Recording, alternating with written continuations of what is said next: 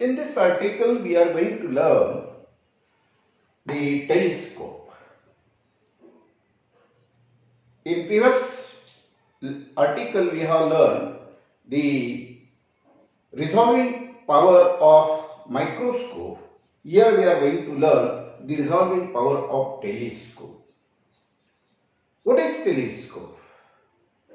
A device or an apparatus which is used to see the distant object that is called as a telescope. Tele means afar, scope means to view or vision, which is the device which is used to see the objects which are at the long distances, that is called as a telescope. And on this article, a question can be asked like this: define the resolving power of telescope, obtain an expression for each. First of all, let us define the resolving power of telescope. Actually, the telescope consists at least two convex lenses. One is objective, another is eyepiece. Nowadays, in a microscope such as Cassegrain microscope, in it the parabolic mirror it is used. Not only this, in GMTR, giant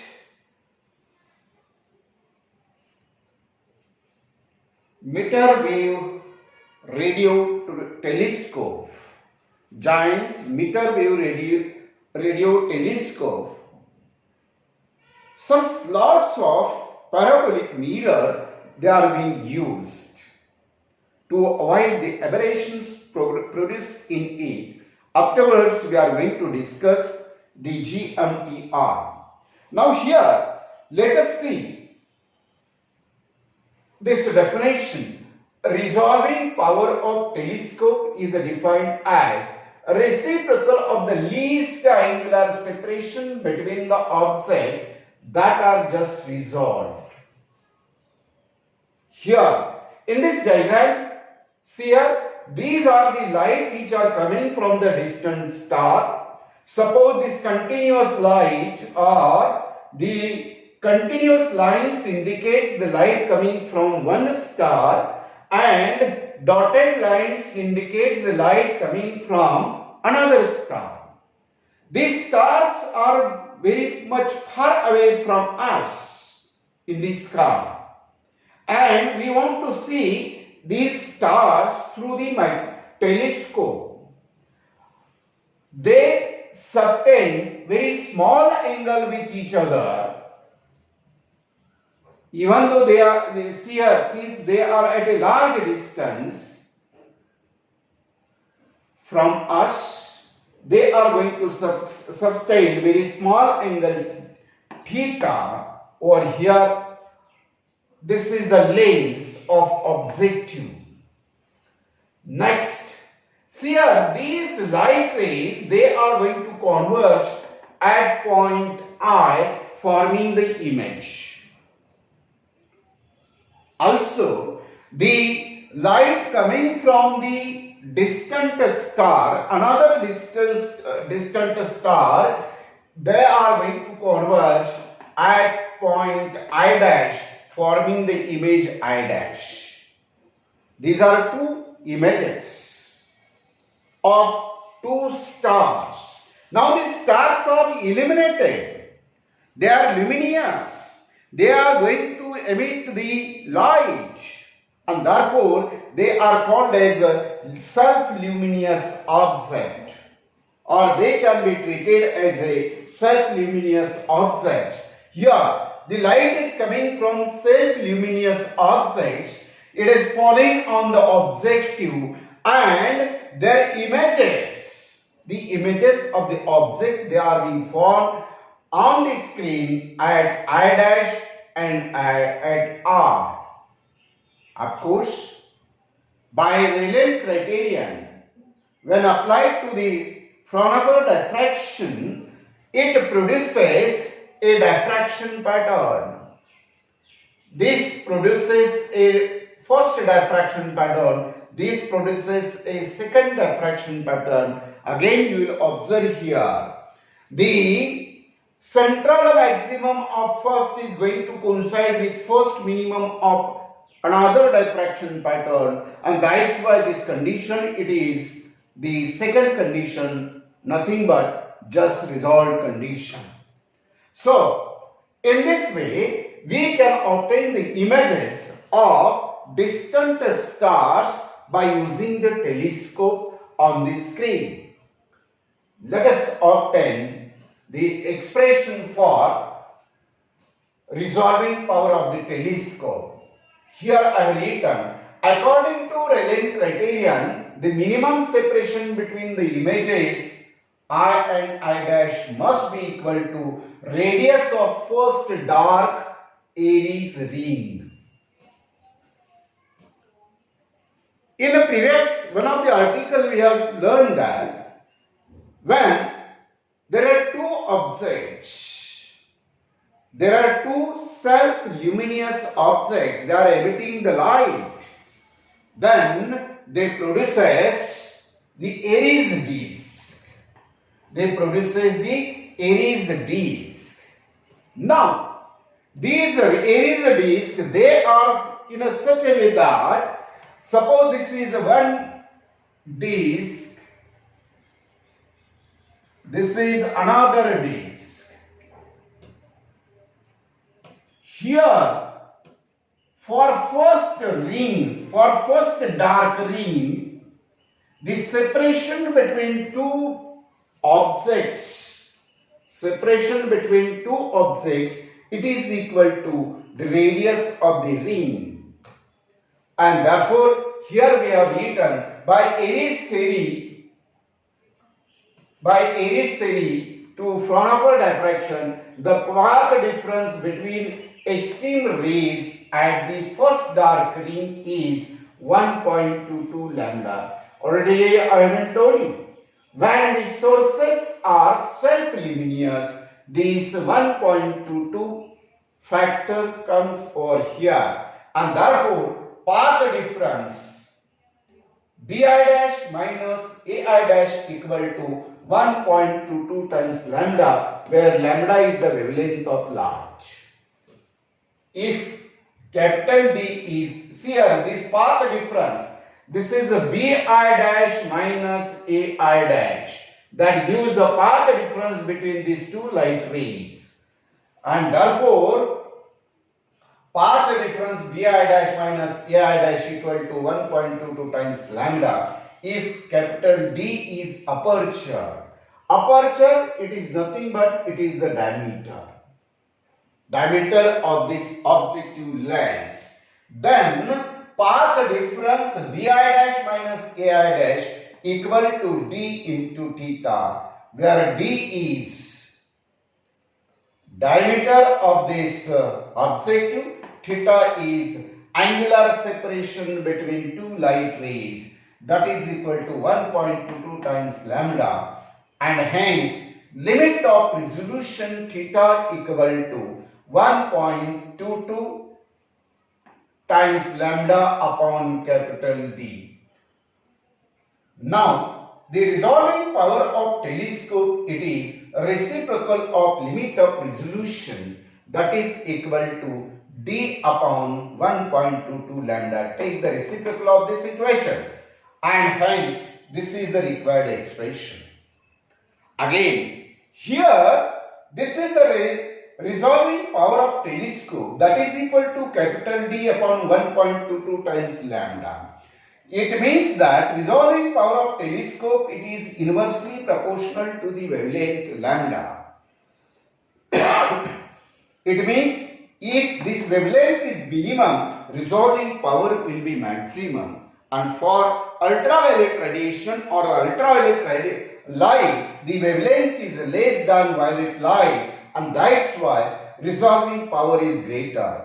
Another point is that this resolving power of telescope, it is directly proportional to the diameter of the objective. It means by increasing the diameter of the objective, we can increase the resolving power. Now, there are certain factors in this telescope which can affect the resolving power. First, if we want to increase the resolving power, we have to increase the diameter of the objective lens. If we increase the diameter of the objective lens, then the objective will become bulky and it is difficult to handle. Again, when this objective it is very big, that time weight of that objective will increase by increasing some certain types of aberration like chromatic aberration, that is the again dispersion, refraction, all these type of aberrations that will take place in this lens. That's why, see here, nowadays some of the people they are going to build up the telescopes whose diameters are about 30 meter to 40 meter. This is very huge lens, and to handle this huge lens it requires too much effort, that is somewhat difficult for handling. Therefore, in such a telescope, that is Cassegrain telescope or the circular parabolic glass telescope, a objective glass or objective mirror in the form of parabolic shape it is being used, which decreases the aberration, that is chromatic aberration, quality of the reflection, refraction, and that gives a very good quality. In IIT Madras, such type of telescope it is being used. At Narayangaon, that is near Pune, such type of Cassegrain microscope it is being used. Next article, that is radio telescope.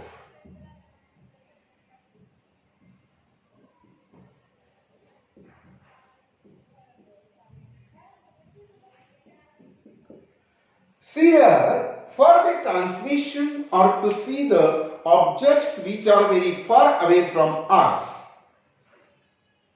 the optical devices, they are having limits, and that's why nowadays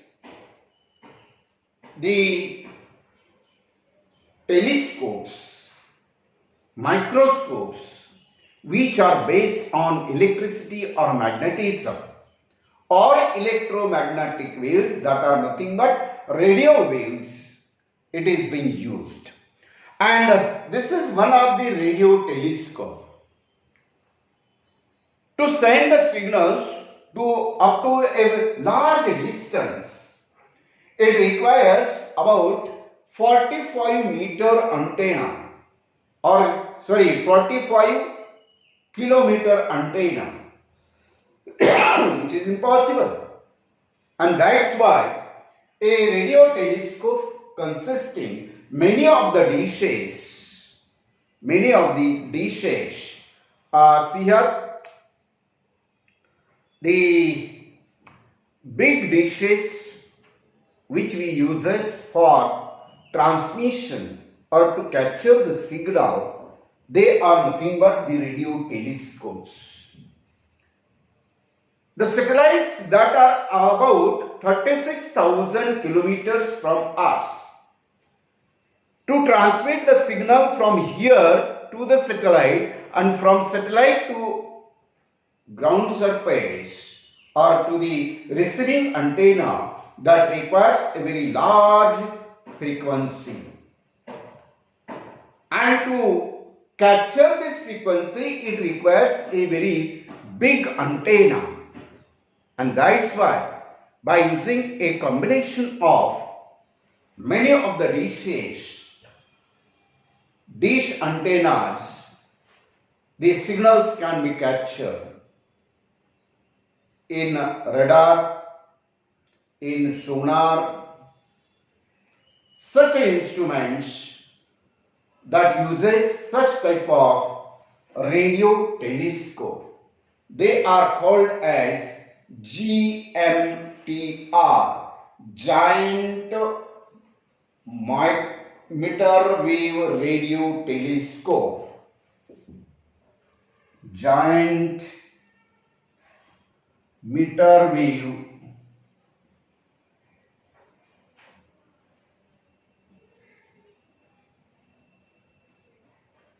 Telescope.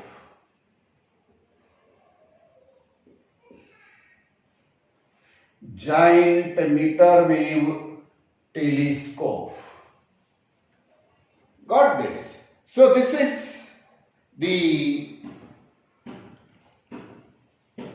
Giant Meter Wave Telescope. The highest angular resolution achievable ranges from about 60 arc second.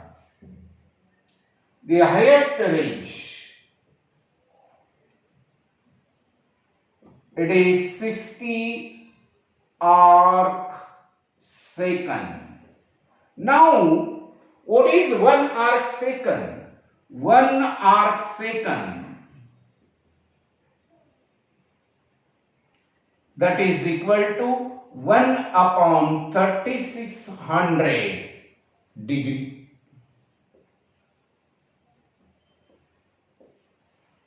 One arc second equal to 1 upon 3600 degree, and this is the highest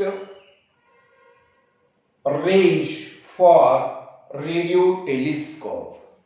Next, the lowest frequency of 50 megahertz is about, this is high range,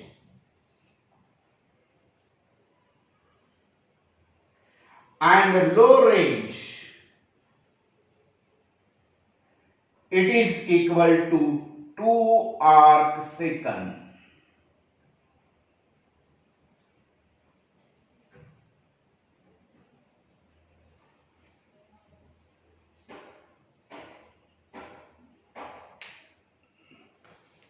And this lowest frequency, that sends frequency, this lowest range that sends the frequency about 50 megahertz at 1.4 gigahertz.